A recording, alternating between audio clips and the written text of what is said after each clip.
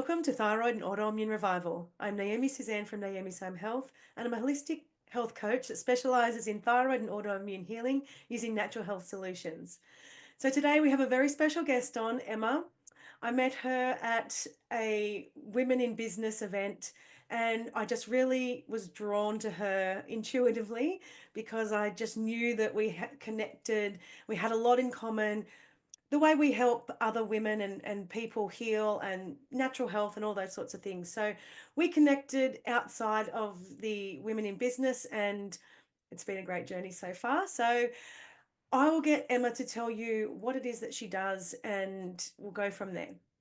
Beautiful. Thank you, Naomi. And it's such a pleasure to be on your podcast. And you're absolutely right. When we met those months and months ago, possibly a year ago now, I think we gave each other a little bit of a look across the Yeah. table and we're like, oh yeah, okay, cool. And then we had a bit of a chat afterwards. And so you're absolutely right. I think what I do definitely fits in with your journey and how you help women. So I'm excited to have a chat about what I know about the nervous system and how I help people emotionally. So I'm more than happy to share. Yeah. So what is it that you do? Yeah, so I do a number of things, and I guess probably where I sit predominantly these days is with nervous system regulation. And so I use a lot of tools for that. And I think that wording can scare a lot of people off. That number one, they have a nervous system, and number two, that they have to regulate it. But essentially, I'm seeing men and women. I've probably got 50-50 in terms of clients coming to see me because for the most part, they've reached the end of their tether in terms of seeking help for their emotional issues and perhaps childhood traumas and traumas that have happened over the years. So, nervous system regulation and trauma kind of sit hand in hand. No, kind of, they do sit hand in hand. And so, I use a few modalities, such as a process called EMDR, which for anyone who needs to know and can go and Google this, is eye movement disorganization and reprocessing, a very non-invasive trauma therapy that it's got incredible results. If anyone wants to go Google this, the World Health Organization lists it as the #1 treatment for post-traumatic stress disorder. And so it's very effective. And I definitely sit in that space with a lot of my clients, but also adding in things like breath work, which is accessible every day because we all breathe 20,000 times a day. Who knew? And a bit of meditation, but I probably don't sit with the meditation because that's not for everyone Yeah. either. People get a bit scared when I say to go meditate. They think they've got to go up a mountain and sit cross-legged for a few hours, but they really don't. But also in terms of background, I've got things like hypnotherapy, psychotherapy, neuro-linguistic programming, and another whole lot of modalities to boot. So, and then the side project of the Midlife Energy Club, which is where you've been interviewed for my podcast. So Yes. Yeah. I can talk about that later. And how did you get into doing this? It's a bit similar to your journey too. It's very self driven. I'm very much big on, okay, if something's not working in my life, what can I do to learn to remedy that? And so I became a very good learner and consumer of information and applied a lot of this stuff to myself. I'm a big fan of, there's no real point teaching something unless I've tried it either, and I've used myself as the experiment. And so over the years, I've been working in my own business, I guess, for 17 years. And that all started from a marriage breakup plus 17 years ago. My daughter's now 22. She was 5 when I left. And that was not a great marriage. It was a domestic violence situation. And I came out of that a shell of myself. Literally, I believed a lot of the things that he was telling me that I was. And but there was that little flicker of light going, hang on a second, I don't know if that's actually quite true. And that led me on a journey. And, I attended lots of Tony Robbins events, walked on fire a few times, Wow. really undertook and jumped into that self-development world quite heavily early on.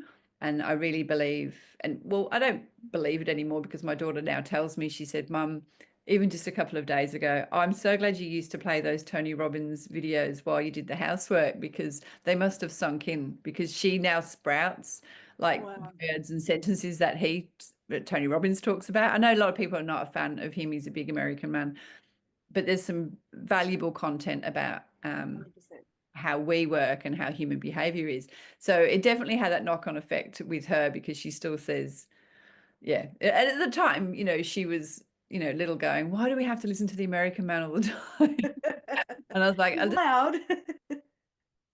funny that it actually worked out well. So yeah, it's that journey of self-exploration, self-healing from that not so great marriage. And there's kid stuff as well, but I tend to realize that I'm very self-regulated these days, and it's such a joy to enter this part of my life of feeling so good and so Yeah. strong and so energetic. And I just love to inspire other women that they can do the same.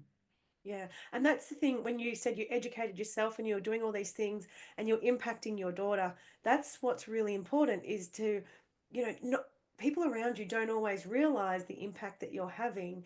And people have said that to me, you don't understand the impact you have on other people by just doing what you do. So it's you're not just helping yourself. When you do these things a lot of the time, you're actually impacting other people, whether they know it or not. Yes. Like, and like for me, with my children, they've been raised to use an essential oil if there's a headache or a tummy ache Yeah, or right. whatever. Like my daughter the other night had a tummy bug, her and her boyfriend, and she's like, "Mom, get me the digestion." Like, and they use that. Like she knows now exactly what to reach for when something has come into their life. So that's Yeah. empowering other people around you to understand they don't have to race to a doctor Yes. or whatever to in order to help themselves. They can help themselves by themselves. It's an interesting thing, isn't it? Because I know that when I was growing up, I believed that everything was outside of my control. I was Mhm. very much brought up, we call it a blaming society, I guess. It was the government's fault. It was somebody else's fault. It was, my dad lost his job, so he was with the railways. It was their fault. And I really do, I was brought up in that, and in the UK too. So a very different upbringing to Australian, well, potentially. I guess we've all got we've all got stuff, right? But it really wasn't until I was 33. I keep thinking that the number's 33. It must have been 33. I realized I had a choice. I realized that I could make it was actually not anything outside of me. It was always how I reacted to something. And that is something, and it sounds like you've done this with your children too, is given that information to a young person will change their life forever, that they get a choice. It's not somebody else in making you angry. No one makes you feel anything. 100%. And I get excited. I think to myself, gosh, she's only 22 and she's coming out with these gold nuggets. Like, she's 10 years ahead of me well, Yeah. I reckon 20 years ahead of me in some ways. And I go, oh my goodness, imagine what she can do and the people around us can do, given that we've imparted this knowledge on them. So I'm very excited. Yeah, I agree. And the knowledge that you're giving your children, like I wish that I had a lot of that I growing do up in too. I order. do too. But you're right. You have a control of how you react to absolutely everything. People go, "You made me angry." Yeah. And a circumstance can be upsetting. It can have an impact on you, but you choose how you react to it. You can look at things, not everything has to be looked at in such a negative aspect. You can find the good in a lot of different things. Like for me, an example was when I was really sick, I was like, oh my God, why me? And looking at woe is me kind of thing and how it impacted my life. No, I couldn't do this with the kids and I couldn't do that. Now I look at it, look at what I've learned. I'm grateful for what I've been through in order to heal. I've left my husband. Like I may not have done that if I didn't get sick. I just would have kept going through the shit, maybe. I don't know. But what it's taught me, and now I can teach other people the same things based off my own experiences. And that's what I'm grateful for. And I look at things now with gratitude instead of like anger, hatred. Absolutely. Yeah. But I think it's really interesting. I'm with you, Naomi. This is it's a very fine line though, because there's a lot of toxic positivity out there. Oh, Yeah, well, you feel grateful for your illness or your injury. Well, it's not actually like that. It's not as clear cut as that. yeah, So it's an interesting topic, isn't it? But I really do believe that. So, trauma is not something like, yeah, bad things happen. Absolutely. Situations happen. And there's some really, really sad stories that I hear day to day from my beautiful clients. But they've decided that that trauma doesn't define them anymore. So there's a sense of healing around that, and maybe not acceptance, but and a bit of forgiveness for themselves, not for whoever did yeah, them wrong. But that has to happen, and that person needs to be ready to take full responsibility for that happened to them, how they reacted, and how they're going to move forward. So I'm big on being gratitude, on focusing on gratitude. Like, gratitude practice is an inbuilt practice to my everyday waking moments. The second I wake up, I wriggle around in bed and go, oh, thank you, beautiful bed mattress that I paid a fortune for. I've got a roof over my head. Oh, there's my bladder. Oh, right, need to go to the bathroom. Thank you, bladder. Like, I literally start the day on gratitude, and I have to yeah, agree with you.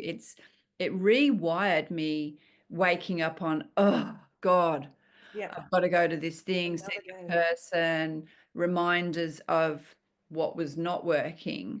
I now literally start with the basics. Oh, look at that. I've got two legs. Yep, And I think that's where people maybe need to start with those real basics.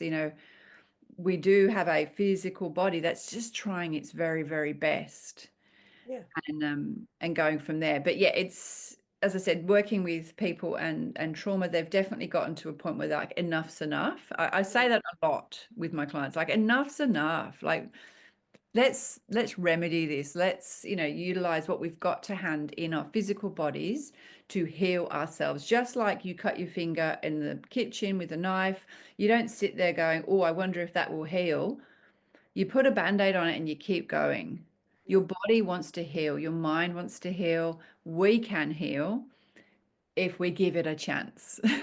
Yeah, we just got to get the right tools. But I Yes. think too, self-responsibility is very minimal with a lot of people, and this is why they get sick. So, there may have been a traumatic event, or there may have been some things that have happened to them in their life, but sometimes they have control of certain aspects of those things that they refuse to acknowledge. Like, oh, this person did this to me. You choose how you move forward. You choose how you get over it. If you're going to allow that to hold you back for the rest of your life and you can't move forward and you can't, for example, men, particularly, I find this when they've been through a divorce or someone's cheated on them or whatever, and they just keep focusing on she cheated on me, Yeah. and this trauma, and I can't be with someone else because I can't trust them, and they're labeling every future potential Yeah. person Yeah. as going to be doing the same thing to them, and what they're doing is they're cutting themselves off from joy because of their fear, Mm. and they are the only ones that have control of that. They're allowing their past situation and the past person to control what happens in their future, instead of going, I have control of this, and Yeah. I can work through this. They're looking at, she did this to me, so I can't go forward. Yeah, it's an interesting conversation, is it? Because I'm sure I meet people all the time, and you can tell straight away where they're sitting with that idea of, um, we'll go woe is me, or blaming mentality, victim mentality, whatever that is. And I actually call it these days, because I was a previous victim. I used to think that way. Me too. And so I literally call it out now. Do I sound blunt and a little bit confronting? Probably, but I also care less these days, because I'd rather upset somebody and maybe, a drop of this you could change, versus someone not liking me. I'm going to use a Taylor Swift quote here. You can be the pinkest, furriest, beautifulest, juiciest peach in the world, but not everyone likes peaches. And I'm okay with that.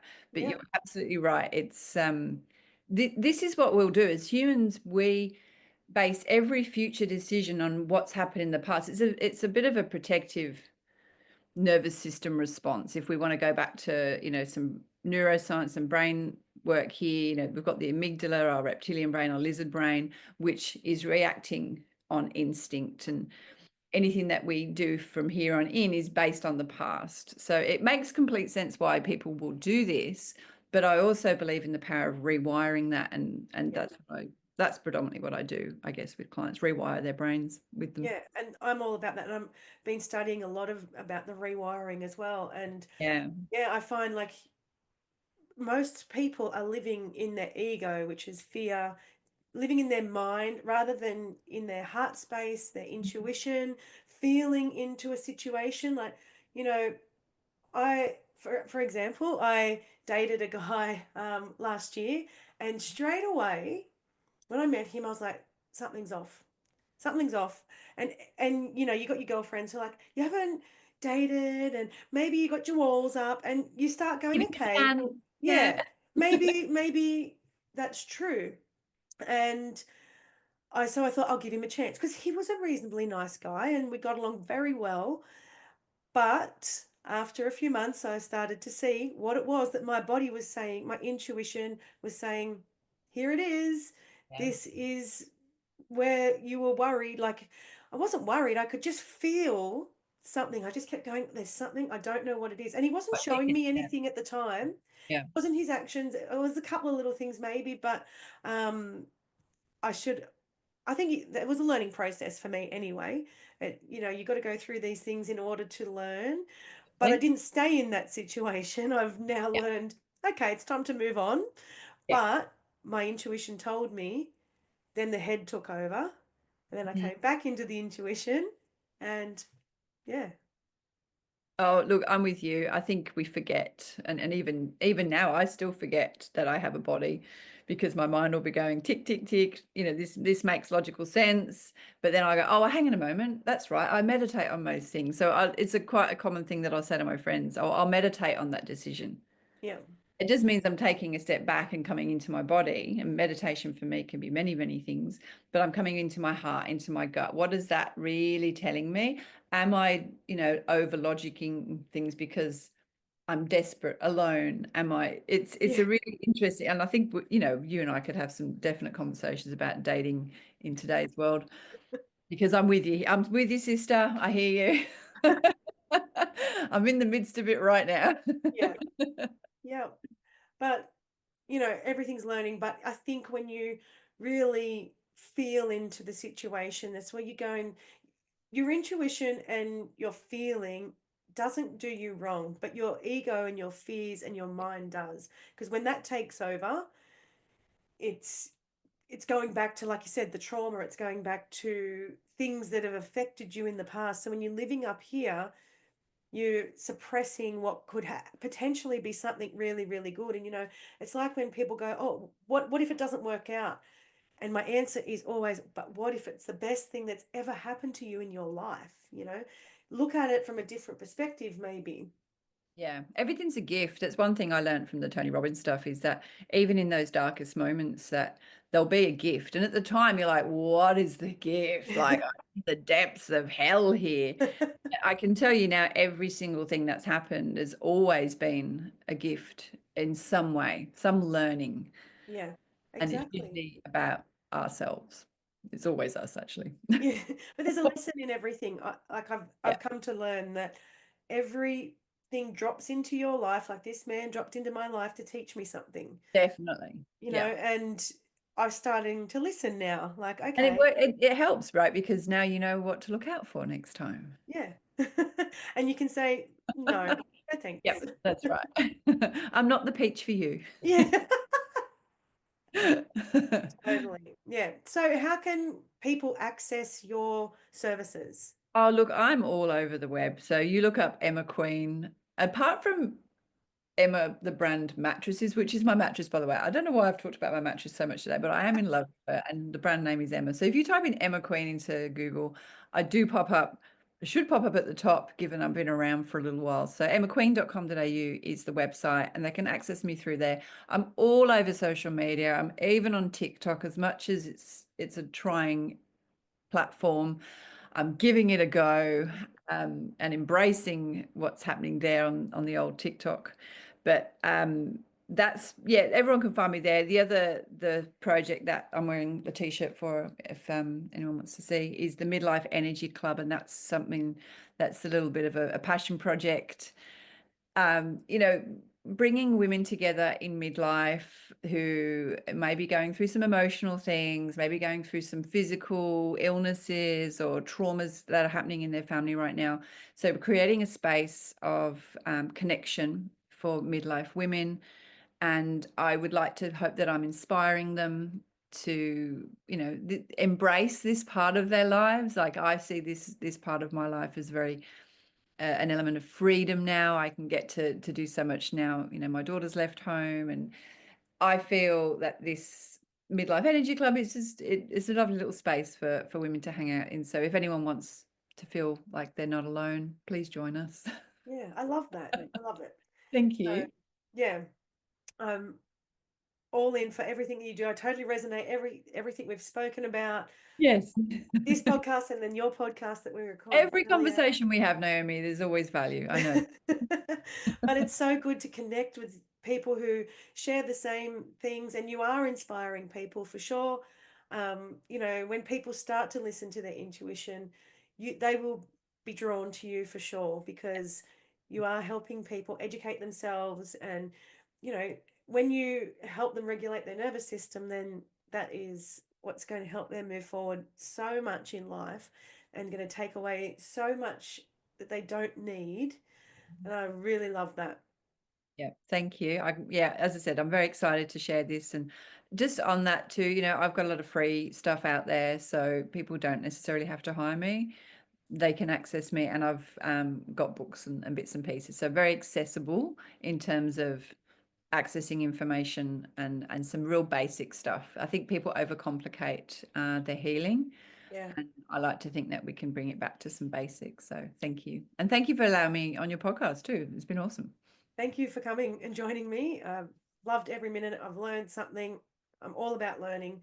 So thank you so much. And yeah, I don't even know what my next podcast is going to be. Normally I have something in the pipeline, but we'll see. There'll We'll be let a the surprise universe for any decide. listener.